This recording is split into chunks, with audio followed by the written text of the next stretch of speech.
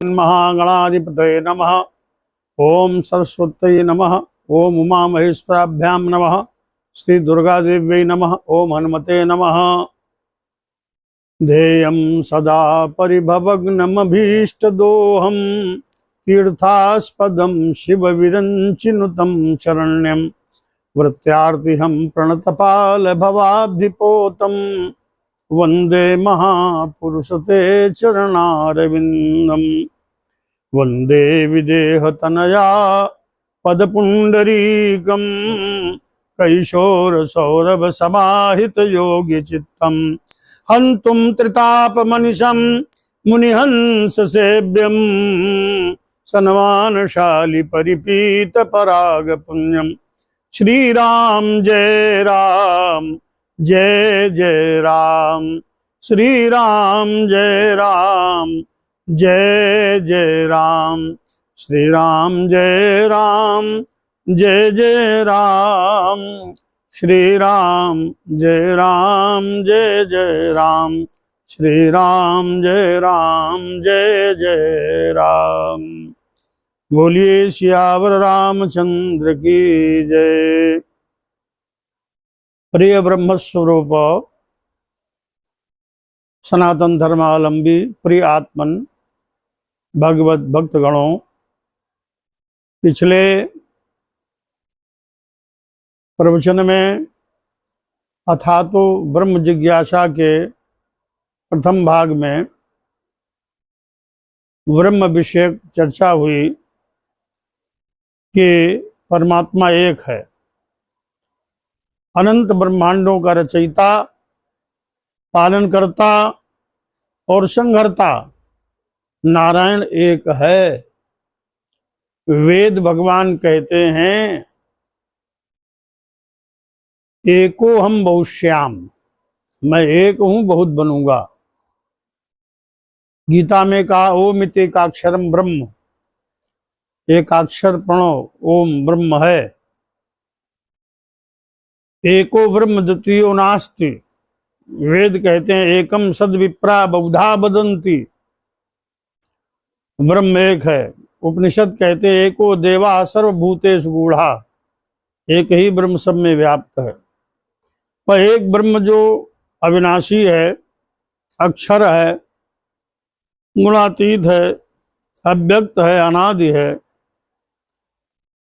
ऐसे ब्रह्म ने भी जो निर्विकल्पक हैं उन्होंने संकल्प किया, क्योंकि संकल्प करना ब्रह्म का स्वभाव है।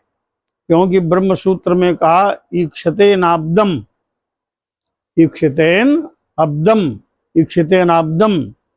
ब्रह्म ने विचार किया, संकल्प किया। क्या संकल्प किया? वेद कहते हैं सकामयत, सकामयत बहु प्रजाए, उन्होंने ये कामना की मैं बहुत प्रजा की सृष्टि करूंगा। और उन्होंने ब्रह्म ने ही अपनी आत्मा से अनेक आत्माएं प्रकट करके 84 लाख योनियों की रचना कर दी।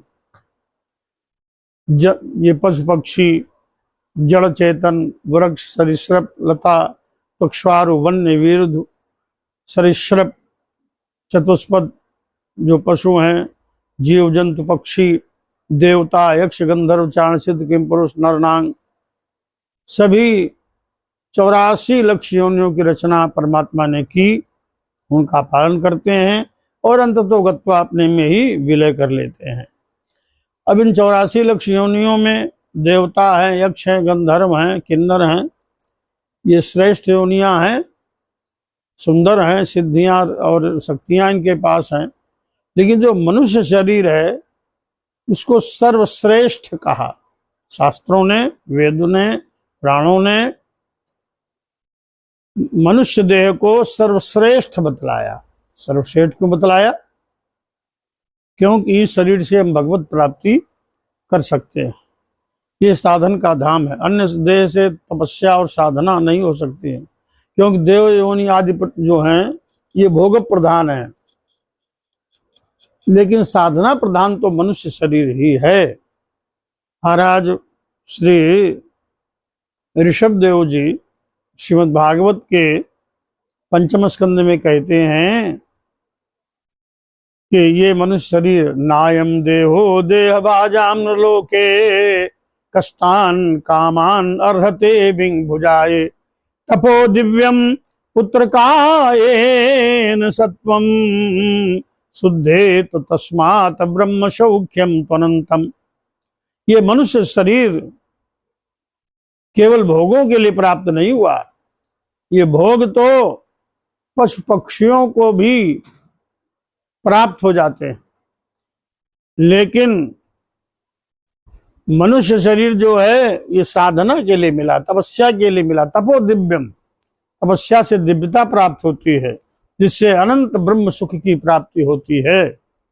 महत सेवाम द्वार माहुर विमुक्ते तमोद्वारम योषिताम संगी संगम महंतास्ते समुचिता प्रशांता विमन्वय सुहृदा साधवोए।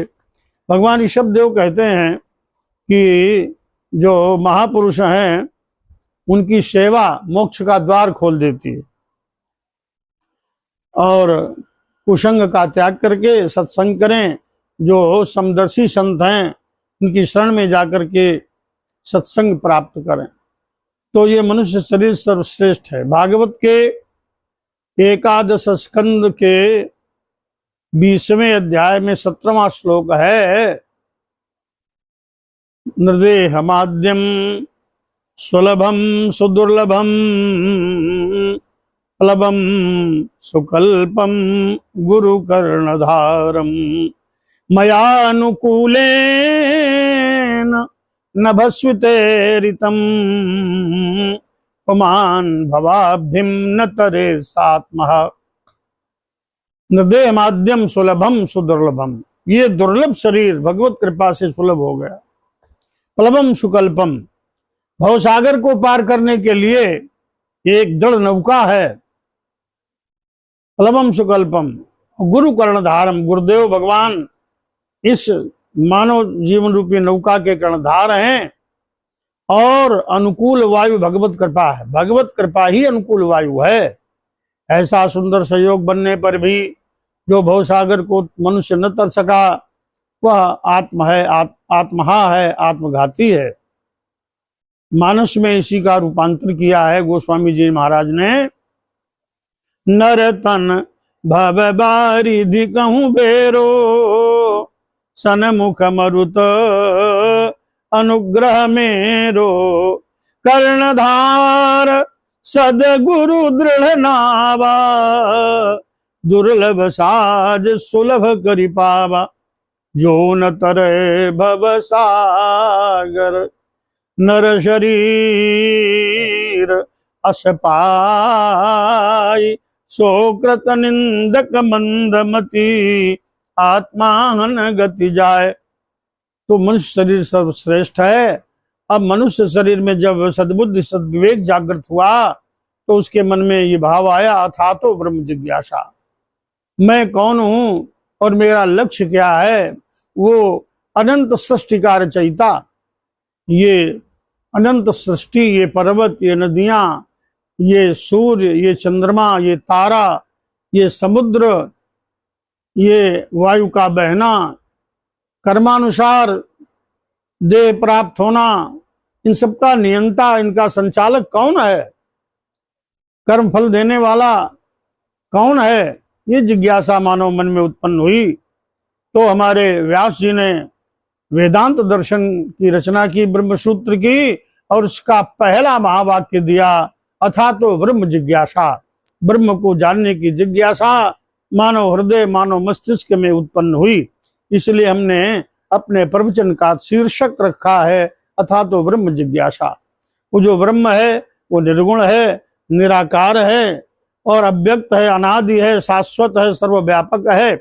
इसके लिए वेद भगवान कहते हैं, ईशावास्य उपनिषद में वर्णन आया, यजुर्वेद के प्रखंड ईशावास्य उपनिषद में कहा, ओम ईशावास्यमिदं सर्वं यत्किंच जगत्याम जगत तेन त्यक्तेन भुंजीथा मां गधा कस्व सिद्धनम।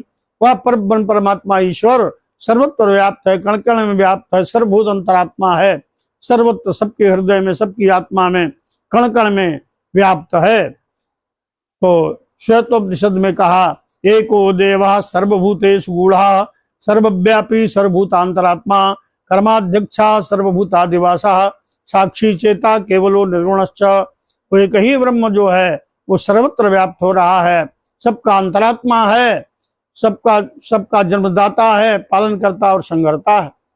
तो जो अव्यक्त है, जो अनादि है, जो निर्गुण है, निराकार है, तो वही सगुण साकार होकर के लीला करते हैं और भवसागर से पार जाने के लिए मनुष्यों को मार्गदर्शन करते हैं, मर्यादा का पाठ पढ़ाते हैं, लोक शिक्षा प्रदान करते हैं। तो उनकी लीला कथा श्रवण करके मनुष्य भवसागर से पार हो जाते हैं। तो जो निर्गुण है, जो सगुण, वही सगुण है। तो अब इन परब्रह्म परमात्मा भगवान की प्राप्ति, क्योंकि मैं उनका अंश हूं, ये मनुष्य जो है, जो आत्मा है, उनका अंश है, तो अपने परमात्मा को पाने के लिए अनेक मार्ग हैं। जप है, तप है, साधना, व्रत, नियम, यज्ञ योग, सांख्य योग, ज्ञान योग, अष्टांग योग, कर्म, भक्ति, ज्ञान, अनेक मार्ग हैं जिनमें तीन प्रमुख है और तीन के अंतर्गत ही सब आ जाता है, जैसे कर्म, भक्ति और ज्ञान। तो कर्म योग की व्याख्या करते हुए योगेश्वरेश्वर भगवान कृष्ण गीता में कहते हैं, कर्मण्येवाधिकारस्ते मा फलेषु कदाचन मा कर्म फल हेतुर्भू मा ते संगोस्त्व कर्मणि। तुम निष्काम कर्म करो, कर्म करना तुम्हारा जन्म सिद्ध अधिकार है। माँ फलेषु कदाचन, फल की कभी कामना मत करो। माँ कर्म फल हेतुर्भू, कर्म फल की कामना मत करो। माते संगोस्तु अकर्मणि, और अकर्म में भी रुचि न हो, अर्थात कर्म न करने की भावना भी न हो, कर्म न करने में भी रुचि न हो, अर्थात कर्म करते रहो। कैसा कर्म करो? तो गीता में कहा, योगस्थः कुरु कर्माणि संगम त्यक्त्वा धनंजय सिद्ध सिद्धयो समो भूत्वा समत्वम योग मुच्यते। योगस्थः कुरु कर्माणि, योग में स्थित होकर कर्म करो, योग में स्थित होकर कर्म करो। संगम त्यक्त्वा, हे अर्जुन, तुम संग माने आसक्ति का त्याग कर दो, और फिर सफलता मिले अथवा असफलता, सिद्धि अथवा असिद्धि, उसमें सम होकर के अपना कार्य करते रहो, कर्म करते रहो। समत्वम योग मुच्यते, ये समत्व ही योग है। समता, प्रत्येक में, सुख में, दुख में, हानि में, लाभ में, जय में, पराजय में, मान में, अपमान में समत्व बुद्धि रखना ही परम योग है। समत्वम योग मुच्यते, ऐसा ये कर्म योग के अंतर्गत बताया। ये कर्म तीन प्रकार के हैं, कर्म, अकर्म, विकर्म। ये श्रीमद् भागवत महापुराण में ये बताया कि तीन प्रकार के कर्म हैं, कर्म, अकर्म, विकर्म। कर्म जो किया जाए, और अकर्म और विकर्म। तो भागवत में तो अकर्म को निषिद्ध कर्म बताया और विकर्म को विहित शास्त्र का उल्लंघन बताया।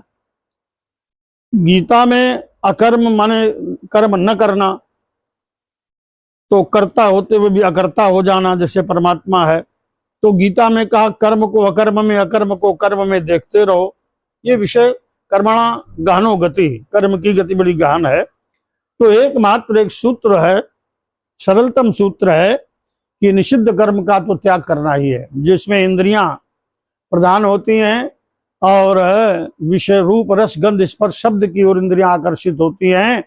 ऐसा कर्म अधोगति को ले जाने वाला है, इसलिए ऐसा कर्म नहीं करना चाहिए। निषिद्ध कर्म न करो, जो है अशुभ कर्म न करो, विहित शास्त्र का उल्लंघन न करो, कर्म करो। वो कर्म कैसा हो? तो का कर्म परमात्मा को अर्पित हो। भागवत के 11 स्कंद में योगेश्वर श्री कवि राजा निमि को कह रहे हैं, कैसा कर्म करो? बोले, कायेन वाचा मनसेन्द्रियैर्वा बुद्ध्यात्मना वानुसृत स्वभावात् करोति यत् यत् सकलम परस्मै नारायण एति समर्पयेत् तत्। मन से, वाणी से, कर्म से, इंद्रियों से, स्वभाव से जो भी कर्म करो वो सब परमात्मा को अर्पित कर दो। जो कर्म परमात्मा को अर्पित कर दिया जाता है, उस कर्म का फल भोक्ता जीव नहीं होता, परमात्मा उसके उत्तरदायी हो जाते हैं। तो संपूर्ण भाव से अपने कर्म परमात्मा को समर्पित कर दो। वहीं पर प्रथम स्कंद में भी कहा, द्वादश स्कंद के 12वें अध्याय में कहा, नैष्कर्मप्यच्युत भाव वर्जितम, नैष्कर्मम अपि अच्युत भाव वर्जितम, न शोभते ज्ञानमलं निरंजनम, कुतः पुनः शश्वत भद्रमीश्वरम, नैर्पितम कर्म यदुत्तमम, नैर्पितम कर्म यद्यपनुत्तमम।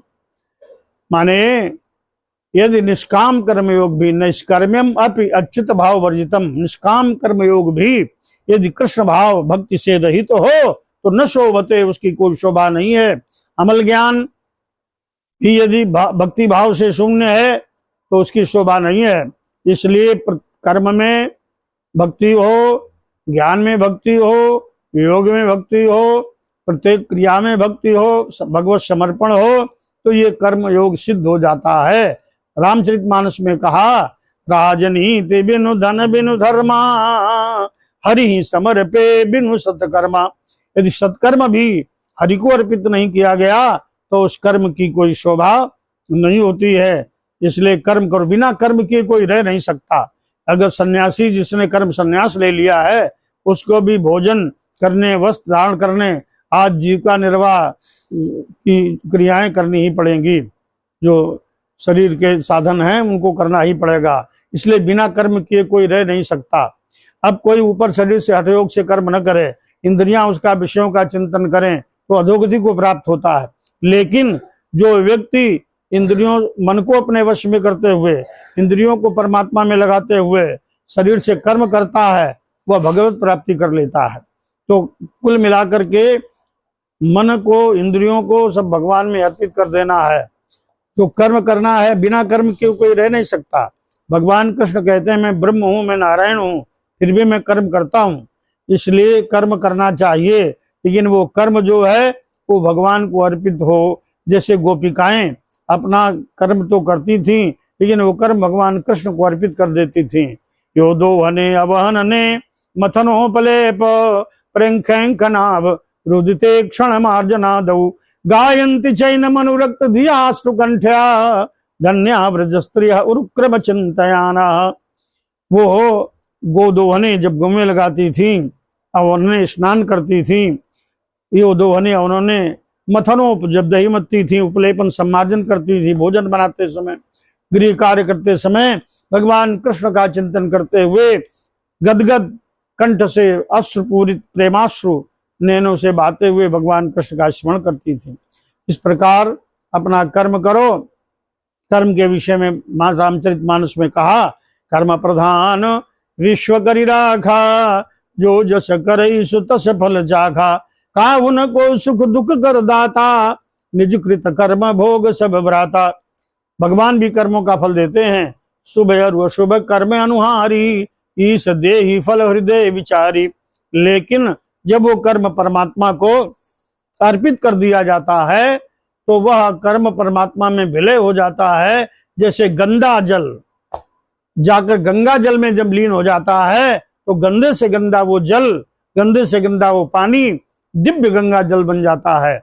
ऐसे ही यदि जीव, ये मनुष्य अपने कर्म परमात्मा में अर्पित करके परमात्मा को समर्पण कर दे, परमात्मा के चरणों में समर्पण कर दे, तो फिर उसे कर्म का फल भोगना नहीं पड़ता। मानस में कहा, जो होगा अग्नि पुण्य प्रकट करी, कर्म शुभा शुभलाई, बुद्धि सिरावे ज्ञान घृत, ममता मल जरी जाए।